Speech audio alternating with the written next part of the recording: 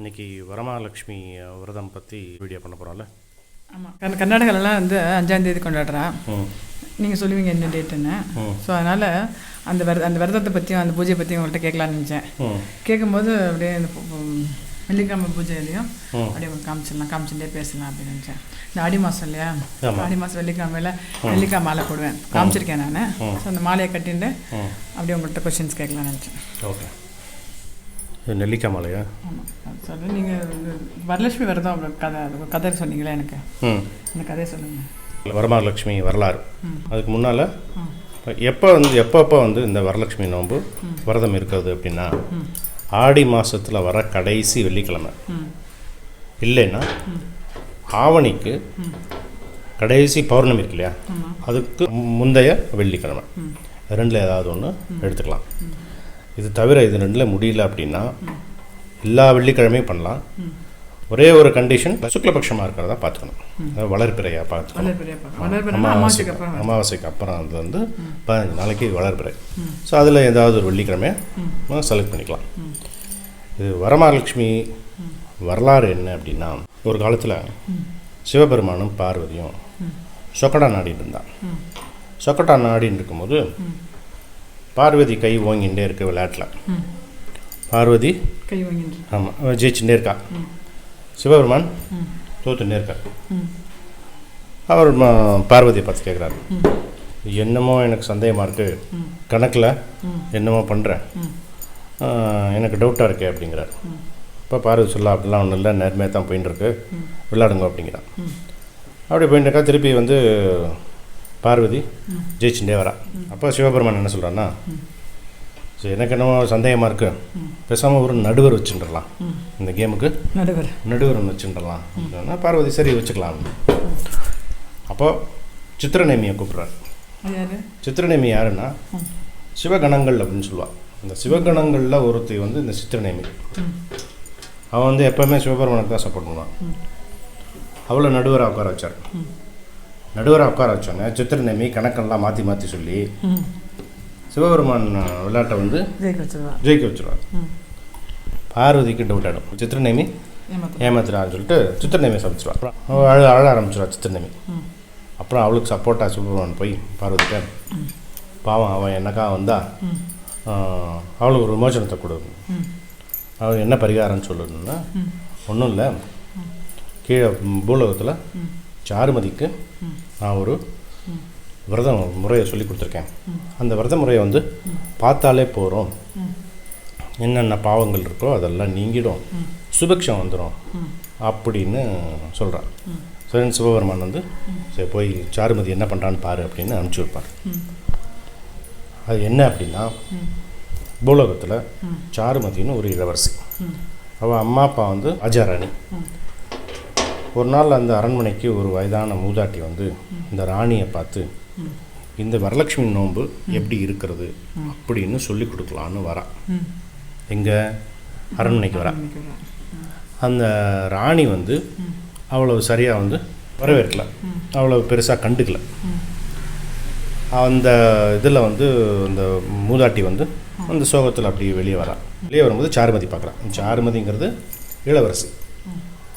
இந்த மூதாட்டியோட முகத்தில் ஒரு வாட்டத்தை பார்த்தோன்னே கேட்டு பொறுமையாக கேட்டு என்ன ஆச்சு அப்படிங்கும்போது இந்த மாதிரி சொல்கிற அம்மாக்கிட்ட வந்து சொல்லான்னு சரியாக அவ்வளவு ஈடுபாடு கொடுக்கல அப்படின்னு சொன்னோடனே இவ கேட்குறா எப்படி பண்ணணும்னு கேட்டுட்டு அதே மாதிரி பண்ணி அவளுக்கு நல்ல ஒரு இளவரசன் கணவனை அமைஞ்சு வாழ்க்கை ரொம்ப சுபிக்ஷமாகிட்டு இருக்கு.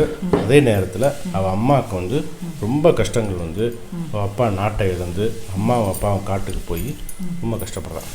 அப்போது வந்து சாருமதி தன்கிட்ட இருக்கிற ஒரு பெட்டி நிறைய ஒரு தங்க நகைகள்லாம் எடுத்து அனுப்புகிறான் அம்மாவுக்கு. அம்மா திறந்து அந்த தங்க நகையை கையில் எடுக்கிற, அதெல்லாம் கரியாயிடுது. அப்போ தான் வந்து சாருமதிக்கு தெரியுது, ஞாபகம் வருது, இந்த வயதான மூதாட்டி சொன்ன மந்திரமும் ஒரு விரதமும் அவள் அம்மா வந்து அந்த பாட்டியை நிராகரிச்சதும் ஞாபகத்துக்கு வருது. நேராக அம்மாக்கிட்ட சொல்லி அம்மா வந்து இந்த மூதாட்டியை மனசார நினச்சி மன்னிப்பு கேட்டு இந்த வரலட்சுமி நோன்பை பண்ணுறான். பண்ணதுக்கப்புறம் நாட்டை மீட்டு காட்டிலேருந்து போய் நன்னா வாழ்ந்து அவள் மட்டும் இல்லை, அந்த நாட்டு மக்களுக்கெல்லாம் இதை சொல்லிக் கொடுத்து எல்லாருமே வந்து வளமாக வாழ்ந்தாலும். இந்த வரலட்சுமி நோன்பை விரதத்தை வந்து சித்திரை நேமி பார்த்து அவளுடைய சாபம் நீங்கித்தான். இதுதான் வந்து வரலட்சுமி நோம்போட வரலாறு. ஓகே, நான் என்ன நினச்சேன்னா வரலட்சுமி விரதம் வந்து முகம் வச்சு பண்ணுவாள். அவள் ஆற்று பழக்கம் இருக்கும். நான் என்ன பண்ணுவேன்னா, நம்ம வந்து நம்ம எப்பயும் முன்னாடியே காமிச்சிருக்கோம் எண்ணெய் பெற்ற தயார் பண்ணுவோம். எண்ணெய் பெற்ற தயார் இந்த தயாருக்கு வந்து வெள்ளிக்கிழமை எல்லா வெள்ளிக்கிழமையும் நான் அர்ச்சனை பண்ணி விளக்கு பூஜை பண்ணுவேன். அதுமாதிரி இந்த குபேரன் வந்து நான் காமிச்சிருக்கேன். குபேர கட்டம் அதெல்லாம் எப்படி பண்ணணும் என்னென்னு. அது அவ்வளோ ஒரு அந்த 72 நம்பர்ஸ்க்கு வந்து 7 + 2 9 வருது இல்லையா, அதுக்கு வந்து எவ்வளோ ஒரு இது இருக்குன்னு மகிமை இருக்குது. வெள்ளிக்கிழமை அது பேர் பைசா வச்சு பண்ணுவேன். அப்புறம் அது மாதிரி 5 மணி விளக்கில் கீழே அரிசி பருப்பு வச்சுட்டு என்ன பூ கிடைக்கிறதோ ஆற்றுல அந்த மாதிரி வாசனை பூ போட்டுட்டு அப்படி இது வந்து இந்த 20 காயின் முன்னாடியே காமிச்சிருக்கேன் அந்த பூஜையில், குபேர பூஜையில். இங்கே தாமரை ஒரு பக்கம் தாமரை இருக்கும், தாமரைப்பூ ஒரு பக்கம் இது இருக்கும். எங்கே கிடைக்கும் இந்த 20 காயின்? பெரியவா மடத்தில் வந்து காஞ்சிபுரம் மடத்தில் வந்து வச்சுட்டுருக்கா காயின்ஸு. அதுமாரி எதாவது அப்படி ஒன்றும் கிடைக்கலன்னா கூட ₹1 காயின் நம்ம இதாக இல்லைன்னா தாமரைப்பூலாம் கடையில் கிடைக்கிறது, இப்போது வெளியிலலாம் கிடைக்கிறது இல்லையா, அதை போட்டு அர்ச்சனை பண்ணலாம். நைவேத்தியம் வந்து எல்லாம் ஸ்வீட், அரிசி வெல்லம் சேர்த்து பண்ணுற ஸ்வீட் நிறைய பண்ணியிருக்கோம் நம்ம. அந்தமாரி ஒரு பிரசாதம் காமிக்கலாம். இன்றைக்கி வந்து நான் வந்து லட்டு பண்ணேன், பெருமாள் லட்டு. தயார் லட்டு வேறு இருக்குது, பெருமாள் லட்டு வேறு இருக்குது.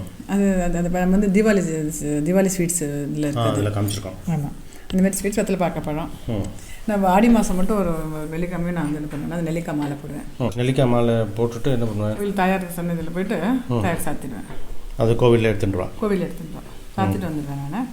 நம்ம வந்து ஆற்றுல போடக்கூடாதுல்ல, ஆற்றுல போடுறதில்ல, நான் ஆற்றுலேருந்து வெத்தலை மாலை மட்டும்தான், மிச்சப்படி பூ மாலை தான் போடுறது. இது வந்து கோவிலில் போடுவேன் நான். எந்தெந்த கோவிலில் கொடுக்கலாம்? அம்பாள் சன்னதி எங்கே இருந்தாலும் கொடுத்து போடலாம். அம்பாளுக்கு இந்த அம்பாளுக்கு போடுவாள். அதை நான் வந்து இப்போ இந்த வரலட்சுமி விரதமாக இருக்கிறதுனால ரொம்ப கூட்டமாக இருக்கும், அதனால கொஞ்சம் சின்ன கோயிலாக பார்த்து போய் கொடுத்து போட்டு வந்துடுவேன். ஃப்ரைடேவே கட்டி கொடுத்துடணுமா? ஆமாம், ஃப்ரைடே தலைக்குள்ளே கட்டி தண்ணிக்குள்ளே எப்போ வேணால் போட்டுக்கலாம். ஃப்ரைடேக்குள்ளே கொடுத்துடணும்? ஆமாம், கொடுத்துடணும் ஈவினிங்குள்ளே. ஈவினிங்குள்ளே.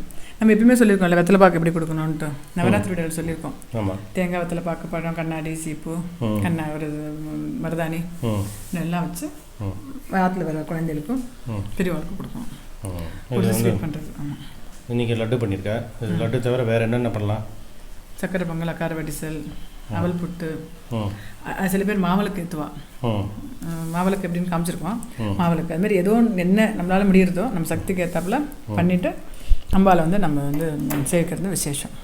வரலட்சுமி விரதம் பண்ணுற பழக்கம் இருக்குது இல்லைன்னா கூட எல்லா வெள்ளிக்கிழமையுமே நம்ம வந்து தயார் செய்கிறது விசேஷம். 108 திவ்யக்ஷேத்திரத்தில் திருநின்ற ஊர் பக்தவச்சல பெருமாள்.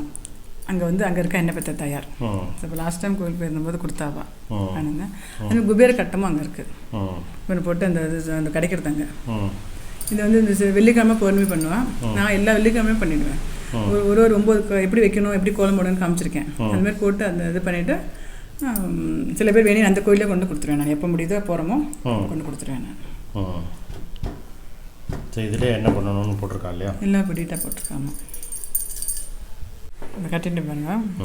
என்ன பண்ணேன்னா ஒரு நிமிஷம் ஒரு நெல்லிக்காய் பக்கத்துலேயும் இந்த பன்னீர் ரோஸ் வச்சு கட்டினான்னு வச்சுங்களேன், நல்லா அம்பாளுக்கு போடுறதுக்கு அழகாக இருக்கும். இது வந்து இந்த நூல் கோக்குறது வந்து சைடில் கோக்கணும்ல, ஊசி இல்லாமல் அந்த சைடில் கோக்கிறது பார்த்தீங்களா? இது சைடில் பண்ணியிருக்கேன் பாருங்க. அந்த மாதிரி பண்ணுறேன். ஒத்தப்பட்டையில் கோக்கணும். ஒத்தப்பட்டையில் கோக்கணும். சரி, அதை கோத்துட்டு அம்பாள் கோவிலில் போய் கொடுத்துடணும். ஆமாம் ஆமாம், வெள்ளிக்கிழமை பண்ணி கொடுத்துருவேன் நான். வெள்ளிக்கிழமை சாயந்தரத்துக்குள்ளார கொடுத்துடணும். ஆமாம், ஓகே. தெய்வ மனுஷ ரூபாய் என்னன்னு சொல்லுவாள். ஆமாம், என்னென்னா அதனால் வந்து ஆற்றுக்கு வந்து ஜென்ரலாகவே ஆற்றுக்கு வரவாளுக்கு வந்து நம்ம அவளுக்கு வந்து நல்லா செய்யணும். இந்த வெள்ளிக்கிழமை குழந்தை ரூபத்தில் எனக்கு குழந்தைல தான் வருவா. ஸோ குழந்தைல வந்து நம்ம நல்லா அந்த குழந்தைகளுக்கு வந்து ஸ்வீட் கொடுத்து, அதனால தான் ஸ்வீட் பண்ணுறோம். ஸ்வீட்டை கொடுத்து குழந்தைங்களுக்கு பிடிச்சது பண்ணி கொடுக்கணும். வளையல், பேன், மருதாணி இதெல்லாம் வாங்கி கொடுத்துட்டு நம்ம சரிக்கணும். ஆமாம், நீங்கள் சொன்ன மாதிரி தெய்வம் மனுஷ ரூபேனா அப்படின்னு சொல்லுவாள். சில இடங்களில் நிஜமாகவே நடந்திருக்கு. இந்த அம்பாள்லாம் வந்து மக்களோட மக்களாக வாழ்ந்து இருந்தேன், அவங்க கூட இருந்தேன் அப்படின்னு காமிச்சிட்டு போயிருப்பாள். நிறைய இடங்களில் நம்ம வந்து புராணங்களில் படித்தா தெரியும். அது மாதிரி கோயம்புத்தூர் இருக்கு இல்லையா, கோயம்புத்தூர் பக்கத்தில் தடாகம்னு ஒரு ஊர், தடாகத்து பக்கத்தில் வரப்பாளையம், இந்த வரப்பாளையம்னு ஒரு அழகான கிராமம். அங்கே வந்து சஞ்சீவி மலை இருக்கு இல்லையா, அந்த அடிவாரத்தில் பொன்னுத்தம்மன் அப்படின்னு ஒரு கோவில் இருக்குது, அம்மன் கோவில் இருக்குது. அதோட தலை வரலாறு பார்த்தேன்னு வச்சுக்கோங்க, அப்படியே உனக்கு வந்து மயிர்கூர் தெரிஞ்சிடும். அந்தளவுக்கு ஒரு கதை. அது என்ன கதைன்னா, இந்த வரப்பாளைய கிராமத்துலேருந்து இந்த மலை அடிவாரத்துக்கு எல்லாரும் போவா, மாடுகள்லாம் கூட்டிட்டு. ஏன்னா ரொம்ப பசுமையான கிராமம், ரொம்ப வளமையான ஒரு இடம். எல்லாரும் மாடை மேய்க்கிறதுக்கு கூட்டின்னு போவான். சிறுவர் சிறுமிகள் பெரியவா எல்லாரும் போவான். அப்போ ஒரு நாள் போயிருக்கும்போது நல்ல வனாந்திரம். சாயந்தரம் ஆயிடுத்து, சரியான இடி மின்னலோட மழை, இருட்டிருத்து. மாடு ஆடெல்லாம் வந்து மிரண்டு போய் எல்லாம் வந்து மரத்துக்கு அடியிலையும் குகைக்குள்ளேயும் போயிடுத்துகள். இவாளுக்கு இடத்த கண்டுபிடிக்கிறதுக்கே கஷ்டமாயிடுத்து, வர்ற வழியும் தெரியல. சின்ன சின்ன குழந்தைகள்லாம் அழ ஆரம்பிச்சிடுத்து. மழை விட்டபாடில்லை, அடின்னு பின்னி எடுக்குது மழை, மின்னலும் மழையும். எல்லாருக்கும் பயமாயிடுத்து. அப்போது அந்த குகைக்கு பக்கத்தில் எல்லாம் நின்றுருக்கா. அந்த குகைக்கு பக்கத்தில் ஒரு உருவம் போன மாதிரி இருக்கு சேச்சி. வெளியே இருந்து மரத்துலேருந்து அந்த குகைக்கு உள்ளே போகிறது ஒரு உருவம். எல்லார் கண்ணுக்கும் தெரிஞ்சிருக்கு, சிறுவர் சிறுமியிலேருந்து வயசான வரைக்கும் எல்லாருக்கும் தெரிஞ்சிருக்கு அந்த உருவம். டக்குன்னு மரத்துலேருந்து வந்து குகைக்குள்ளே போயிடுது. போயிட்டு கொஞ்ச நேரத்தில் மழை இடிலாம் நின்று நல்ல ஒரு நில ஒளி, அழகாக நிலா வெளிச்சம். ஒரு 5 நிமிஷத்துக்கு முன்னால் ஒரு பயம் கொடுத்த அந்த ஒரு இயற்கை ஒரு 5 நிமிஷத்துக்கு அப்புறம் அங்கேயே இருந்துட மாட்டோமான்னு தோன்ற அளவுக்கு ஒரு ரம்யமான ஒரு சூழ்நிலையை மாற்றி கொடுத்தா அம்பாள். சரின்னு இவாள்லாம் வந்துட்டான். மாடு கிடெல்லாம் எடுத்து கூட்டிகிட்டு ஆற்றுக்கு வந்தாச்சு, கிராமத்துக்கு வந்தாச்சு. வந்ததுக்கப்புறம் தான் தெரியுது, அவள் கூட வந்த சிறுமி ஒருத்தி பொன்னம்மாள்னு பேர். என்ன பேர்? பொன்னம்மாள். ஆமாம். அந்த பொன்னம்மாளை காணோம். எல்லாரும் தேடுறா, கிராமத்து ஃபுல்லாக தேடுறா. ஏற்கனவே வந்தது நைட்டு.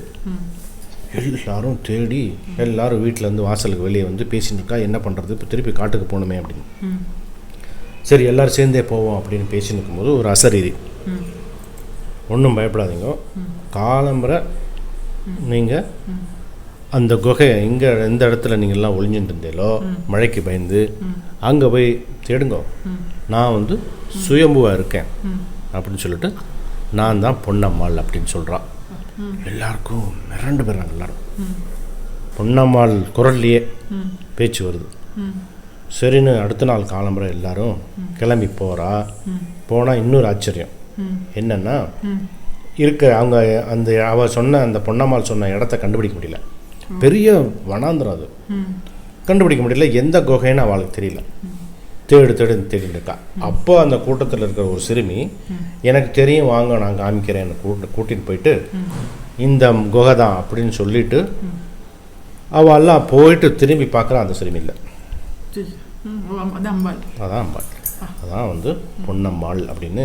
அந்த அம்மனுக்கு பேர் வந்து பொன்னூத்தம்மன் அப்படின்னு சொல்லுவாள். அதாவது பொண்ணை வந்து ஊத்து மாதிரி கிடச்சதான் அந்த கிராமத்துக்கு. அந்த கிராமமே வந்து ஒற்றுமையாகவும் நியாய தர்மத்தோடு வாழ்ந்ததுனால அந்த இடத்துக்கு வந்து பொன்னூத்தம்மன் அப்படின்னு பேர் வச்சுருக்கான். இதில் வந்து தெய்வம் மனுஷ ரூபேனாங்கிற மாதிரி மக்களாக எப்படி எந்த ரூபத்தில் இருப்பான்னு சொல்ல முடியாது. அதனால் பார்க்குறவா எல்லாரையுமே வந்து மனுஷ ரூபேனா தெய்வம் அப்படின்னு நினச்சிட்டு அவளுக்கு என்ன பிடிக்குமோ அதை வந்து நம்ம கொடுக்கணும். அதாவது வரலட்சுமி விரதத்துக்கு வந்து பார்த்தீங்கன்னா கர்நாடகாவில் அவ்வளோ ஸ்வீட்ஸ் அவ்வளோ பண்ணுவாள். ஆமாம், நிறைய பண்ணுவாங்க. ராத்திரிலையும் பார்த்தீங்கன்னா எல்லா விதமான இதுவும் இருக்கும், ஸ்நாக்ஸ் இருக்கும், ஐட்டம் இருக்கும், சக்கரை பொங்கல் வடை தவிர இதெல்லாம் இருக்கும் வச்சுருப்பான். ஆமாம், நம்ம புராணங்கள்லாம் பார்த்தோன்னு வச்சுக்கோங்க, இந்த மாதிரி தெய்வங்கள் வந்து ஒன்று சிறுவ சிறுமிகள் ரூபத்தில் வரும், இல்லைன்னா வயசான ரூபத்தில் வருவாள். கரெக்ட். அதனால தான் நம்ம வந்து யாரையும் நோக்கடிக்கூடாது. எல்லாருக்கும் வந்து எல்லாரையும் சந்தோஷமாக வச்சுருந்தா நம்மளுக்கு சந்தோஷமாக நம்மளும் இருப்போம். ஆமாம். Okay, thanks. தேங்க்யூ.